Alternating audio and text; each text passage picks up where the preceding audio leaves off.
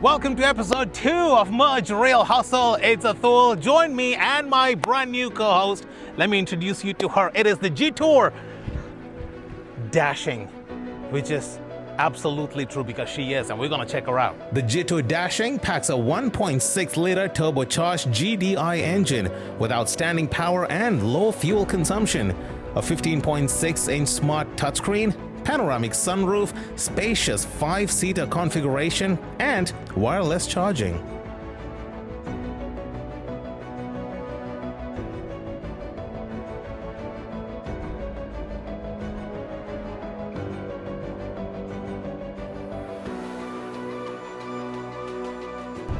Privacy is a myth. Yes. Wow, that is crazy.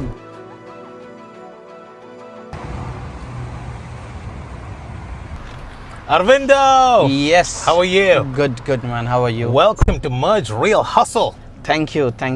As always, this is our new co-host. It's our Jetour Dashing. Perfect.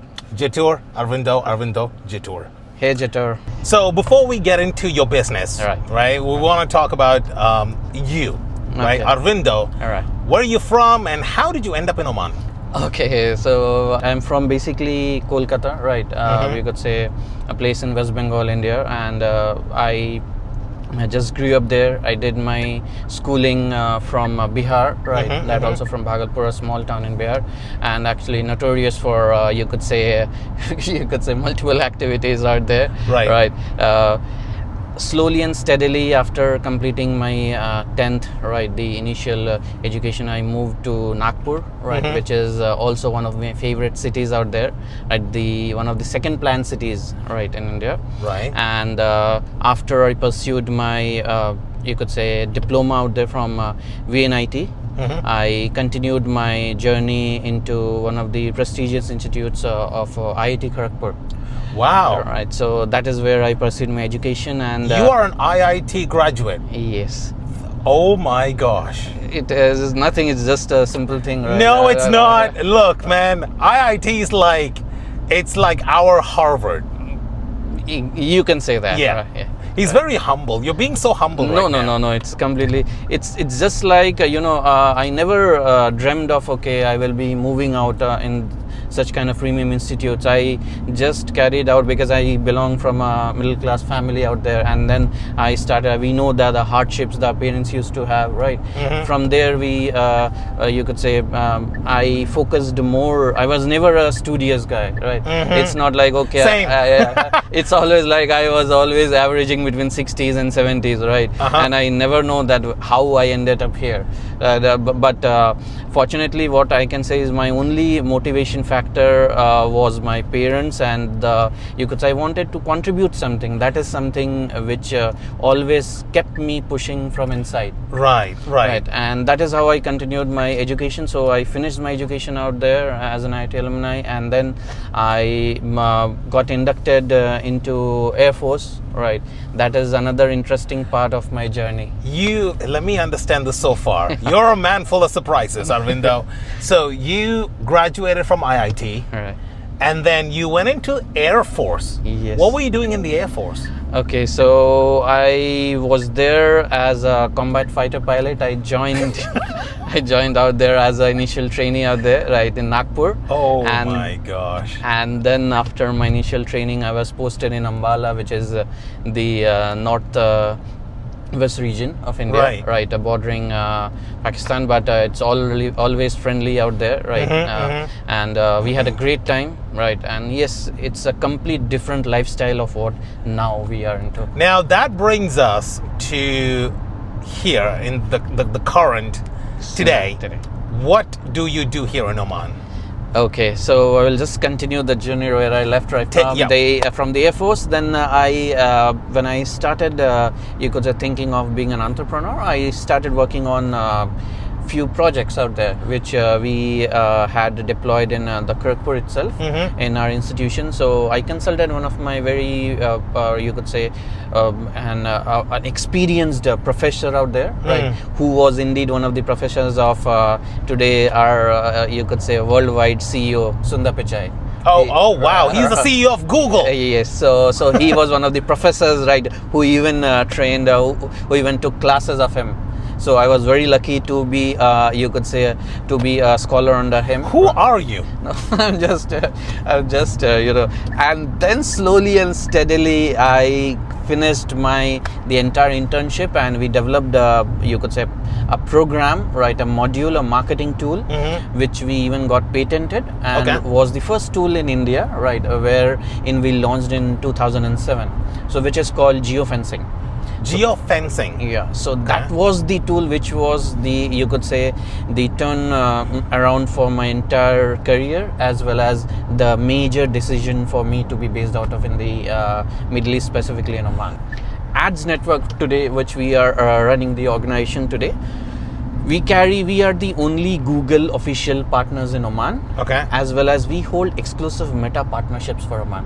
So if you talk about anything with regards to Meta, be it WhatsApp, be it Facebook, Insta, Threads, right, anything. So as of now, we carry 43% of the Oman's traffic. You carry 43% of Oman's traffic. Yes. That's an incredible amount of market share. Right. So, which makes us even proud, like that, being an official Meta partner for Oman, catering to even the ministries out here, right? Even to, you could say, some of the very well-known organizations like Ooredoo, right, Omantel, being an official partner even of Ooredoo. So, it becomes a very, you could say, a substantial tool for us, wherein we can promote any individual who is coming up, any SME who is coming up with their products, and they want to launch something in the market. That is what geofencing is all about. So what we do, we take the lat long, we analyze, we identify the device IDs, and then based on the device IDs, your historical data, that means in last 30 days, whatever you have done on your smartphone, be it you have searched anything, you have done any window shopping, your behavioral attributes, your social media attributes, your social lookalike audience, each and every analysis that tells that, okay, today what makes Atul as a wonderful guy, right? And what exactly, the behavior of Atul, where he resides, what he does, right? So I'm scared. You know where I live? So that is what is the analysis, right? So we analyze all this data, and we then push that into a meaningful advertisements. So for example, I can give you a very classic example of Temu. So Temu today, whenever you open your smartphone, right, you see the ads everywhere. Yes. Right. So now there are two kind of, you could say, agencies globally, ideally. Right. One is which rides only on Google ads and Facebook ads, and the second one is which rides on geofencing, like us. So today, if you see anywhere Temu ads, that is what defines us. Oh, I see. So you open a smartphone, any of the social media apps, you open any web portals out there, websites, you open any mobile applications, and you're there. So geofencing could be used for branding and awareness. It could be used for traffic generations out there. It could also be used for multiple other lead generation or prospective audiences out there. Oh, I see. So this is where geofencing is all about, and it caters to any SME, any corporates, or any enterprises which are there globally.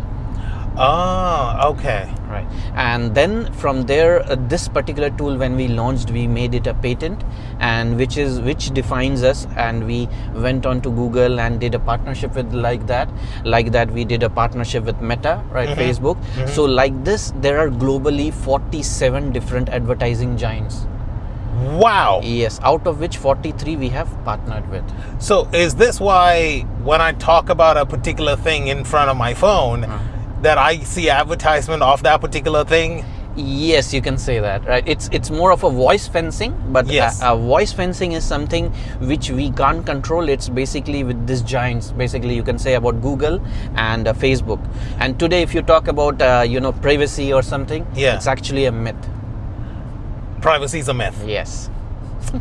Wow, that is crazy. The only person in this planet who is actually safe or you could say mobile safe or a mobile handy, who is protected from any other, you could say, malpractices or cyber attack or cyber crime, are the people who are carrying basic smartphones, basic phones, not even smartphones. Nokia, the Nokia 3310. Yes, 3310. So what you're saying is, if you have a smartphone, right? You're saying your privacy is, or like the second you get the phone and you take it out of the box, your privacy is out the window. That's correct. And this is something which you are giving the consent. Why? Because the first time when you unwrap a smartphone, you buy an Android, iOS, you're very happy that you're unboxing an iOS or Android, right? Yeah. What you do is you switch it on, and the first thing that you do, put a SIM card, and then you go to the Play Store and App Store, correct? Yes, correct. Now, when you go to the Play Store and App Store, you accept the terms and conditions. You have to, because you can't get in otherwise. Yes, exactly. So that is where you are giving a consent out there that, okay, this particular whatever data, right, or whatever analysis the smartphone can do to improvise your day-to-day lifestyle, it is something which can be, you could say, utilized for future optimizations, future improvements, or future, you could say, enhancements of the tool. So here's my next question, Arvindo. Right. Is it ethical? Okay, so the question is quite, like you'd say, debatable, right? Because this is something that we, by ourselves, give the consent to share the data, right? Okay. And secondly, if you want to control now with the new versions, right, which has come up for both Android and iOS, you can control that which data you want to share or which data you don't want to share. I see. Right, so it's completely at our discretion, but 90% of the audience are not aware that we can control this. Wow. Yes. So it's basically the OEMs or the original equipment manufacturers, right? Like Samsung, Huawei, iOS, like iPhones and all. They have this business concept that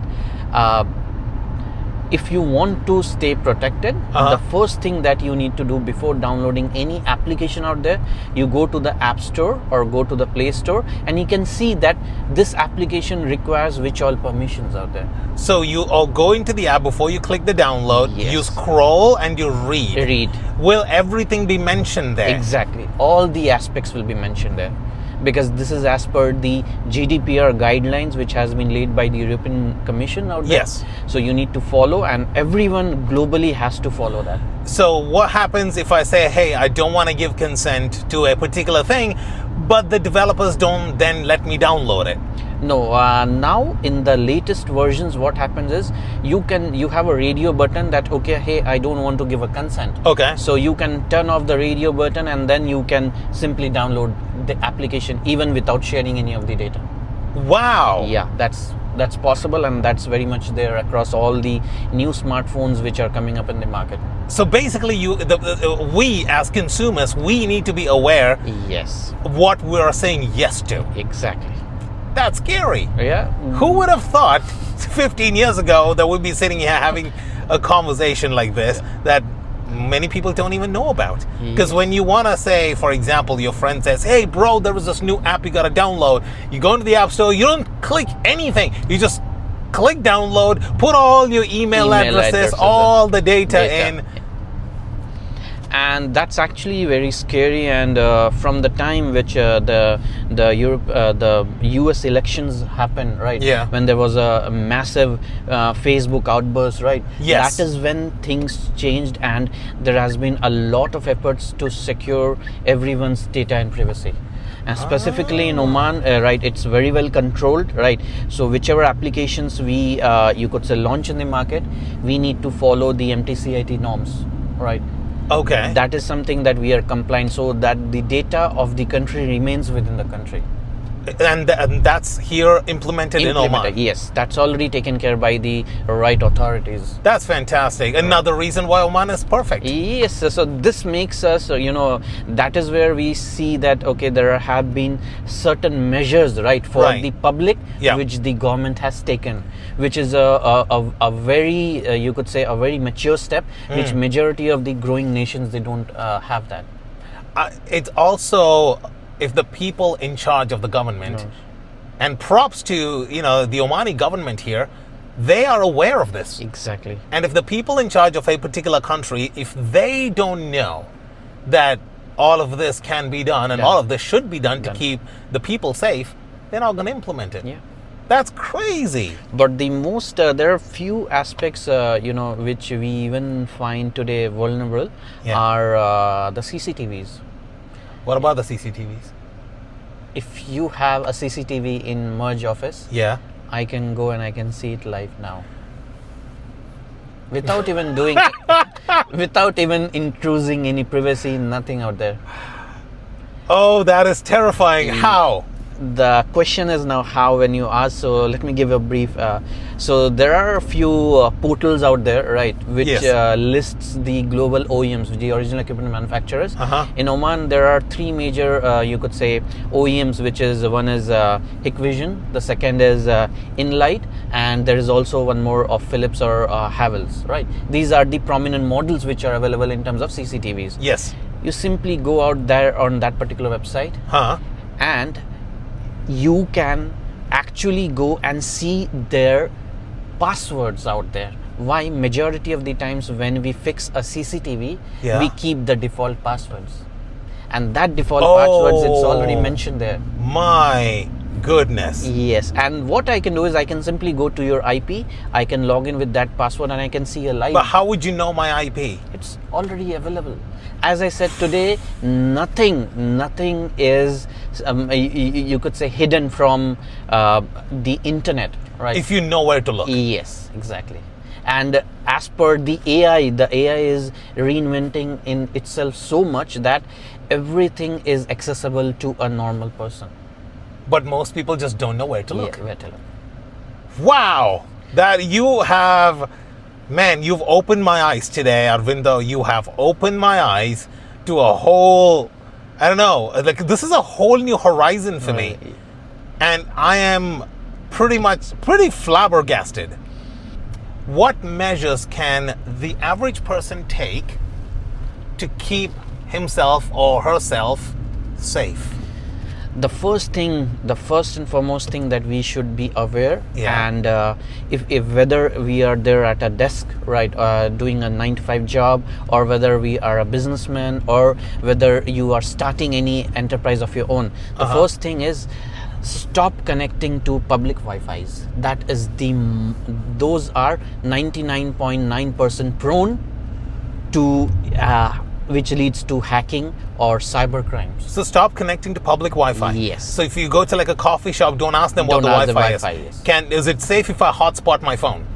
It's perfectly fine if you hotspot your phone. If you are using a SIM card, let's say you are using an Omantel, right? From one smartphone and you're connecting Ooredoo from other smartphone, that is perfectly fine. Okay. But if you are connecting it through a Wi-Fi directly either by scanning a QR code or just by entering the details, you are 99.9% because your data is public. Wow. That is what makes it as a public Wi-Fi. Oh my gosh. Yeah. Mind blown, brother. Mind blown. That's crazy. Imagine a guy sitting with a simple tab. Like an iPad. Yes, like an iPad. Can completely black out the entire aviation. Can you think that? That sounds to me like Mission Impossible, man. That sounds like something Tom Cruise would do. But this is actually happening out there. Recently, there was, you could say, an outage in, you could say, in central London. Yes. The London airport, right? So this is the same thing that happened. Recently, a week ago, in India, you could say one of the biggest GPS spoofing, which I said about a public Wi-Fi. The entire New Delhi operations were, you could say, stagnant. It was completely out, 100% out. Flights were delayed for more than 24 hours. This was one of the major reasons that someone can spoof when you're connected to a public Wi-Fi. This is the biggest reason. This is a live case and which you can take out on Google. You can see it on Google. And these are being very, very common. So it's our responsibility, to educate everyone that we should be taking certain preventive measures. ADZ Network Media. What are you doing to help people from, keep people safe? Safe. Okay, so to contribute, and to keep people safe, we have launched few services, and we are very proud to say that we are one of the only organizations approved even by the ministries, right, to provide meta services across Oman. Okay. So if you talk today about, you might have seen that there are several blue ticks which you see over WhatsApp. Blue ticks? Yes, that means let's assume that, okay, there is Nesto. Yeah. Right. So now there have been so much of phishing, there have been so much of cyber crime. In order to protect every individual's interest, Meta has come up with a blue tick or a verified account of yours. Today, I have that on Instagram. So that is on Insta, which is a paid version, right? Yes. But on WhatsApp, which is basically more prone to any vulnerabilities. Yeah. So for that, we are one of the only official partners for Oman. So that is where we carry almost 42% or to 43% of the entire Oman's market. So let's say today, Ministry of Labor, right? They wanted that, okay, there have been multiple frauds which is happening out there. So any person who is having you could say they can procure a number. And what they can do is they can intimidate themselves that, okay, they are from the ministry. And then they can message you that, can you please share me your phone number or your citizen ID card? Okay. So you finally fall prey to them. Correct. Right. So in order, as per the ROP guidelines, what we are doing is we ask people or any businesses out there, B2B, any individual who is having this, a company, an establishment or any startup which is there in Oman, you can verify yourself over WhatsApp via us. That means if you are receiving a message from a blue tick, that means that is an authorized account. So we can trust that? Yes, you can blindly trust that. Why? Because Meta is very, very stringent on the norms and regulations whom they are providing this WhatsApp blue tick. Interesting. Today, except Lulu, you name any retail markets. Name Nesto, Sultan Center, Almira, Karama, Sharaf DG, Enza Homes, Turkish Market. We are, you could say, provided this particular solutions, wherein it's also an alternative to marketing your things to end users. So today, if you want to promote anything in your norm, so ideally, I will give the ecosystem of WhatsApp today. Okay. On a day-to-day life, we have three kind of WhatsApp. One is a normal, which you, me, everyone uses. Yeah. Right? Yeah.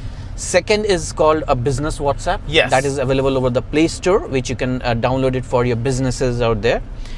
But it has got a limitation of 250 messages. 250 messages. Yeah. So you cannot add more than 250 messages, people, or if you want to broadcast any message, you need to create multiple groups out there, right? Yes. You need to save each and every number. Then you have to do manually. Yes. So to avoid this, Meta has launched something called WhatsApp Business API. Okay. Which could be customized to your needs. That means today, I can create an entire e-commerce platform over WhatsApp without even having my own website. That means you can completely create a talabat over WhatsApp. And it's legal? Yeah. We are already doing it with multiple retail stores here in Oman. Interesting. Right. The ministries have availed this. As I said, that today we are catering to Ministry of Health, we are catering to Ministry of Labor, catering to Ministry of Education out there. Even today, we are almost on the verge of closing it with the ROP. Okay. Right. So why this? Because in this official WhatsApp, you can send messages to 1 million people at a time without any restrictions out there.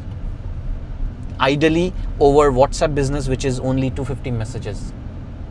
Second, go on. You can deploy your own, today everyone knows about chatbot, right? Yes. So you can deploy your own chatbot there.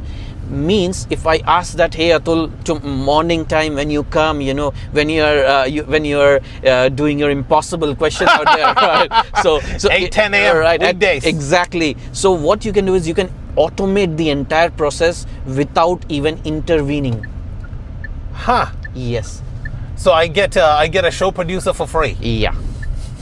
So that is how you can. So it's basically for the emerging organizations. It's basically for the emerging communities, forums, which they can use this tool to ease out their day-to-day life. So which is why majority of the retail markets, imagine if I ask that, hey Atul, like let's say tomorrow you're creating an event out there. You need to broadcast 5 different, artworks or banners. Let's say one you're doing it for a night show, one you're doing it for a rally, one you're doing a webinar kind of a thing. So how often you will be entitled to sit to do all these things? Today, whatever it is taking you 4 hours can be done in 2 minutes. Imagine I ask Atul, right? Okay, can you Atul create you could say a chatbot of yourself, right? Within 2 minutes. You can do that? Yes. So it's a complete DIY, which is do-it-yourself platform. Oh, gotcha. So it's as easy as you create a PPT, a presentation out there. You open a PowerPoint, you just tag, okay, what is the next step? What is the next step? The AI converts the entire thing, your PPT, into a chatbot on real time. Goodness me. So this is how these things have eased out, and the majority of the corporates, B2B and government organizations are benefiting from this. So this is how we are actually taking you one step ahead, right? And the same thing we are doing even with geofencing. So we are collaborating both geofencing with this WhatsApp. And to top it all, this is the first solution in Oman. Really? You're the first to do it? Yeah. Well done. Arvindo, can I just say you have absolutely blown my mind today. Look, we wanted to have a chat on Merge Rial Hustle. And brother, you have opened my subconscious mind right now over the last 20 minutes or so. That is crazy. I wasn't expecting to feel this way when I woke up this morning. No. There are a few other things also. Like today we are short of time, so definitely we'll sit, right? And there are many interesting things, many, you could say, facts that is backed by data in Oman, right? Which if I share with you, you will see and you will. My head's gonna explode. Yes, exactly. Okay, give me one. Okay.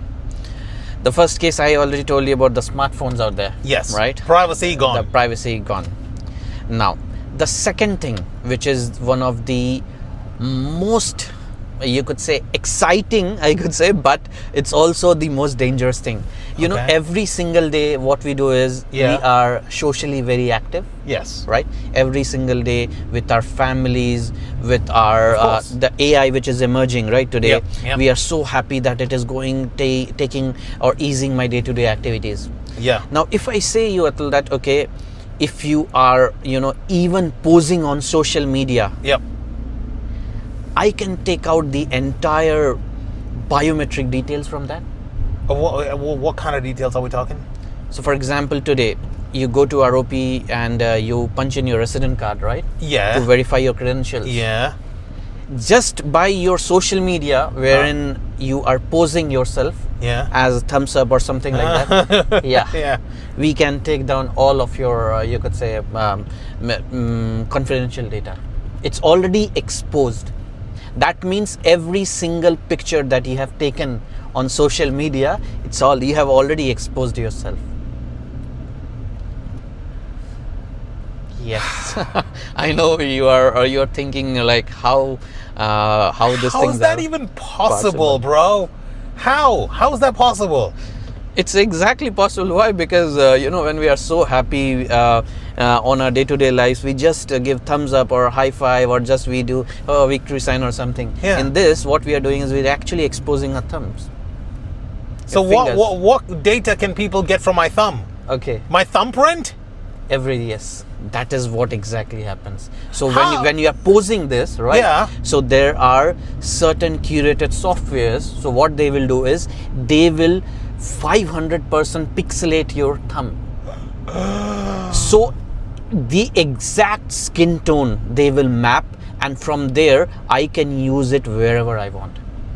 So does that mean I can authorize things without even knowing that I have? Oh my gosh! So it's just a birthday and we are posing out there. We don't know that, okay, why this informations are so important, because as I said, 99.9% people are not aware. Now, for example, today, there was a trend, the miniatures of Gemini, which came, that every individual was creating your cartoon is miniature. Yeah. Right? Yeah. We were so happy that, okay, what is that? Let's try. Yeah. In fact, today, if you are using ChatGPT, you are using OpenAI, you are using Gemini, you are using Copilot, you are actually feeding the data to them. Every single image, every single conversations that you upload it, right? Yes. You think that, okay, it is refining. That is completely fine. That is used for refinement of your data. But at the end of the day, every single historical attribute of yours, you are already feeding it. So that means knowingly or unknowingly, you are feeding all the data there. So this looks very very good to go, that okay, everyone it makes our life easier, ChatGPT, Copilot and Gemini. At the end of the day, they're actually working on your data. So you are the data. It's only the individuals who can identify and understand that how am I feeding the data. The more, you could say, protective in terms of data protection rules or regulations, the better will be for you to safeguard your privacy. So specifically for kids. Sorry. Okay, go on. Specifically for kids. Today, the entire majority of the cyber crimes are happening through the smartphones of the kids. Right? Yeah. That is where you could say all the entire ecosystem gets compromised. So a hacker, what they do is they will take down the child's smartphone data. They will log on to their Wi-Fi, and on the same Wi-Fi, you, your parents, your entire family members are connected. Oh my gosh. So you're already gone. So the so-called iPad babies. So the parents want to have dinner and you play with your little iPad, watch that little cartoon.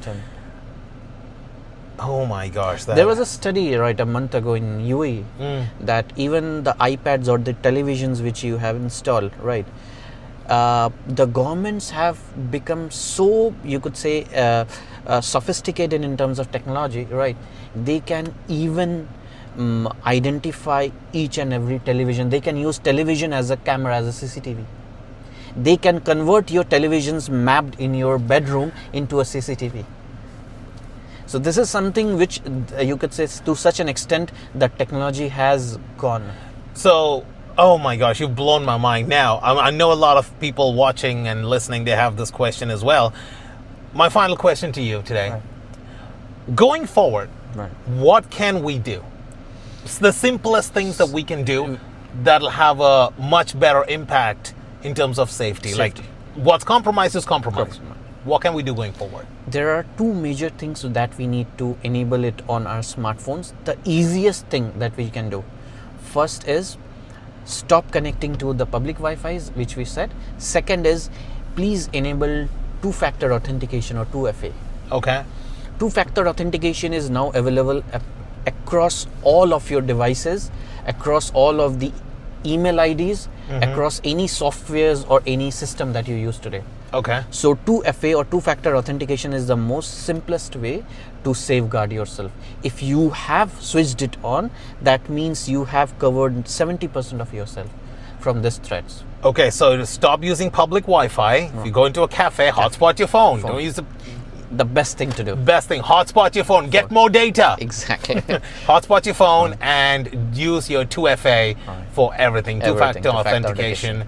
Arvindo, you have blown my mind. That I was not expecting to feel so enlightened after just the second episode of Rial Hustle.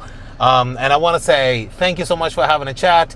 And we'll put all your descriptions in the caption below. Thank you so much. Good to see you, brother. Thank you for listening every day. Thanks, Atul. Thanks, and it was a wonderful time, driving with you. Absolutely. Right, it's my privilege.